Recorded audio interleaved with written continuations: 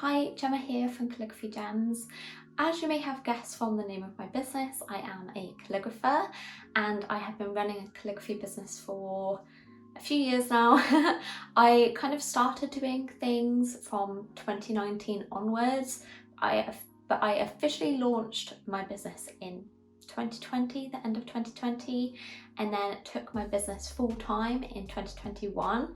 So I've really only been going at this full-time, fully committed for 2 years. And that's not to say that full-time equals fully committed, it's just I personally have been putting my all in since 2021. And the first year was a whirlwind. I did so many new things. It was great to be able to try something I've been wanting to do for a long time. So that was kind of the first year. And then the second year was a bit tougher. So in this video, I'm going to be breaking down kind of my experience of running a creative business, specifically a calligraphy business, for 2 years full time. Okay, so my first thought about my second year in business full time is that growth feels really slow.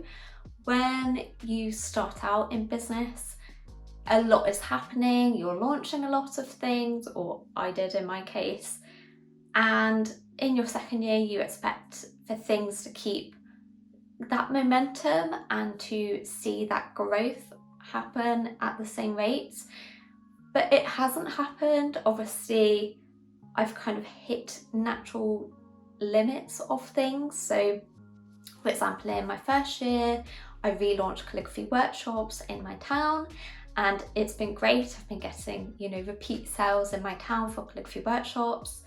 And then I realized that there's kind of a natural cap with that, and I've been thinking in my second year, what do I do next?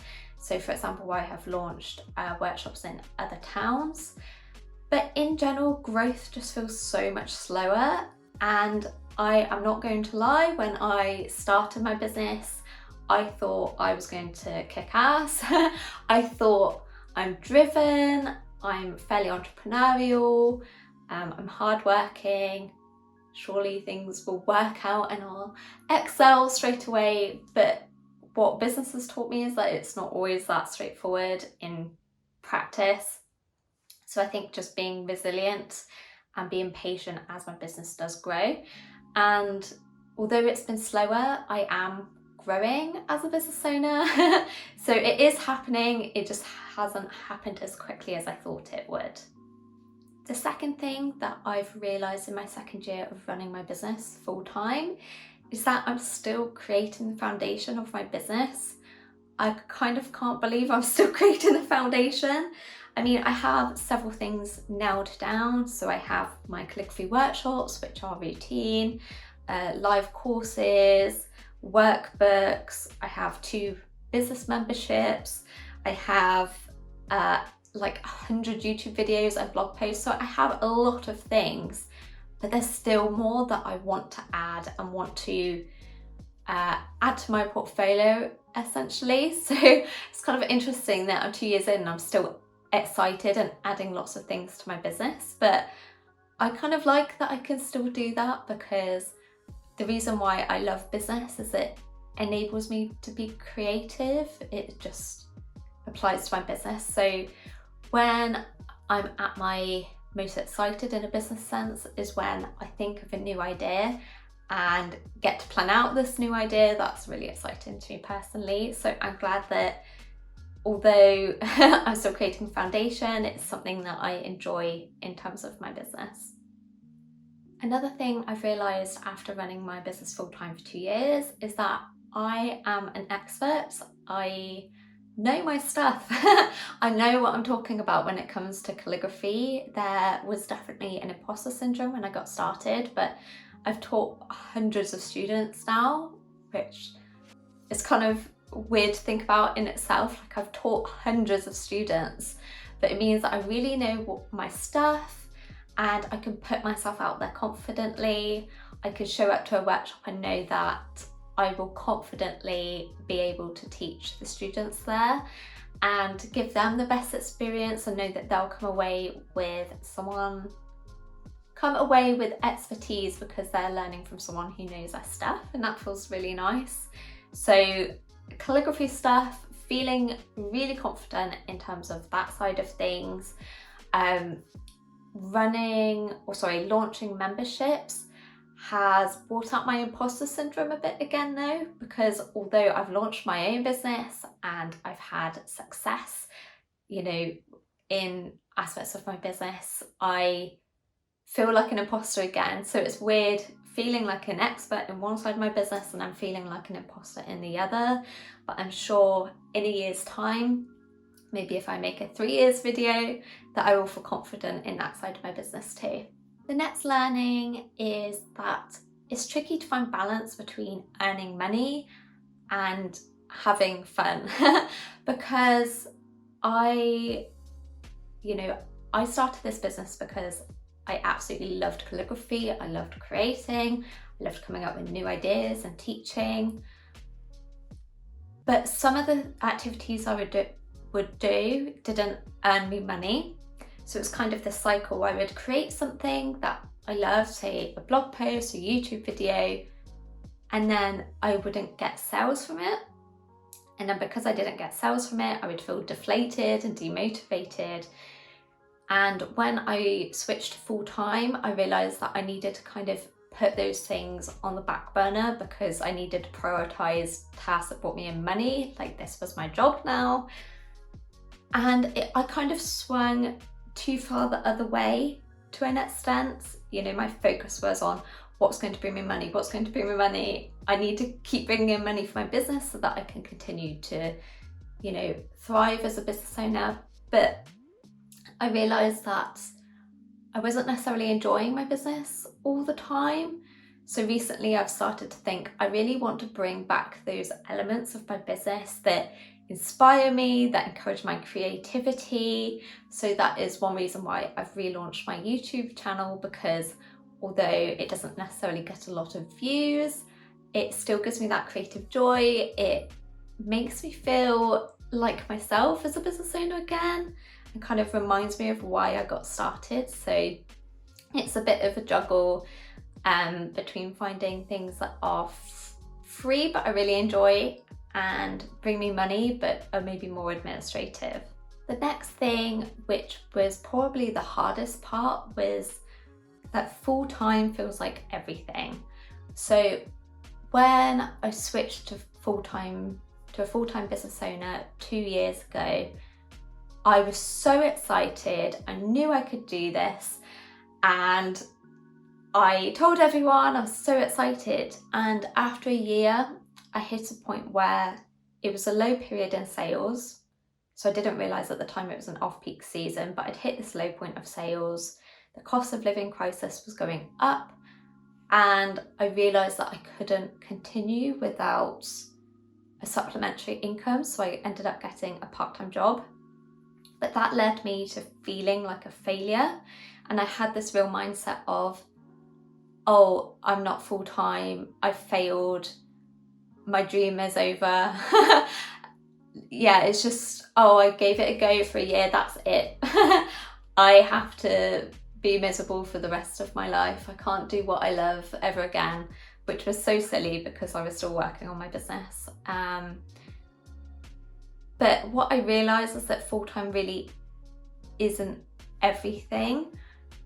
Being full-time is fantastic and I loved being full-time to an extent, but the financial pressure is also not very fun. And when I was full-time in my business and still starting out and still growing my income, it definitely felt like it felt like I was coming from a point of desperation of I need to make money, I need to make money, I need to make money, and just this feeling of anxiety all the time.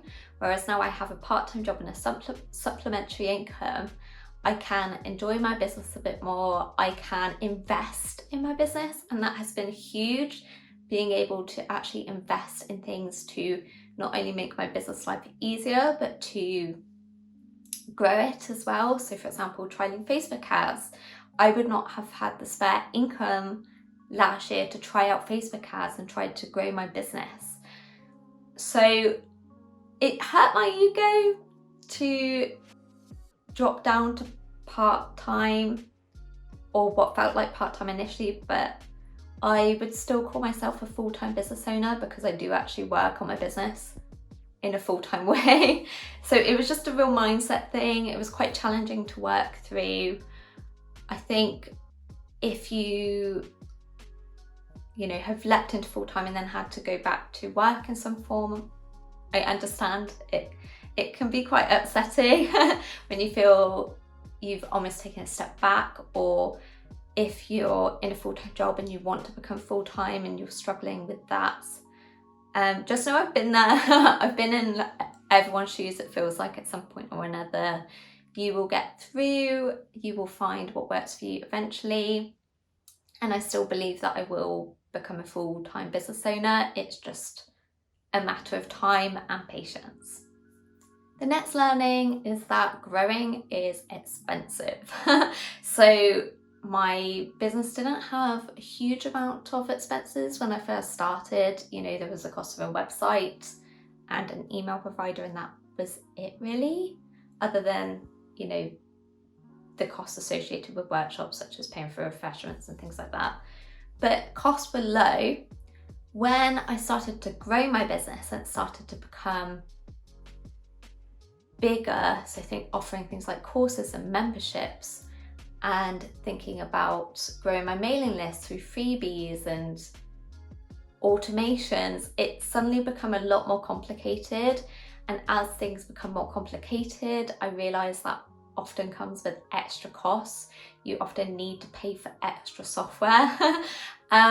So then suddenly I realised that I'd been growing in income, but my costs had also grown. So my profit wasn't drastically different. So I think it just made me realise to be more conscious of costs and think more about leaping into new areas, because actually that could bring a chunk that could add cost to my business and make me less profitable. It's kind of tricky to judge when a cost is worth it long term. I'm quite optimistic in a way with business. I'm like, it will pay for itself eventually, and I do believe that what I'm currently paying for is worth it. It's expensive as you start to grow, and I'm hoping that no unexpected costs come up. An example of this was I launched my Calligraphy confidence course, which I put my heart and soul into, and Teachable advertised that they offer a free course for everyone, one free course. And as I got months into this course and adding content to it, it said, you need to now pay for the free plan, because yes, you get one free course, but only if you have a limited number of modules. And suddenly I then had to pay for Teachable, which was a bit of a pain in the bum to then have to fork out for something I hadn't expected. So yeah, growing is expensive. Always look carefully into things for when costs may change. And yeah, just be careful when you're looking at adding a software to your business, is my point. Another point is that it's actually really great I've made it this far. Running a business has not been easy. It's tested my resilience. It's put me out of my comfort zone. And there's lots of benefits to it too, otherwise I wouldn't be doing it. But I think it's actually fantastic that I've made it this far into my business. I think a lot of people may give up when things get hard. I've pushed through and I'm still here, and I'm still excited about the future of my business, and I'm giving myself a pat on the back. So if you are pushing through your business and you're persisting when things feel challenging, or maybe you feel demotivated, I'm really proud of you, because I know it's not easy. Okay, so those were my thoughts on being full-time for a year. It's been a roller coaster again, but I actually feel like a better business owner 2 years in than I did a year ago. I feel more confident in my ability. My ability to work through challenging moments as well. So yeah, 2 years in full time, still here, that's good. Let me know if you were surprised by any of my comments, or you know, if you're running your own business, what are some things you found surprising as you got further into your business journey? And stay tuned, because I will be talking more about my creative business journey on top of, you know, the regular calligraphy content. Yeah, so I will chat to you soon. Bye.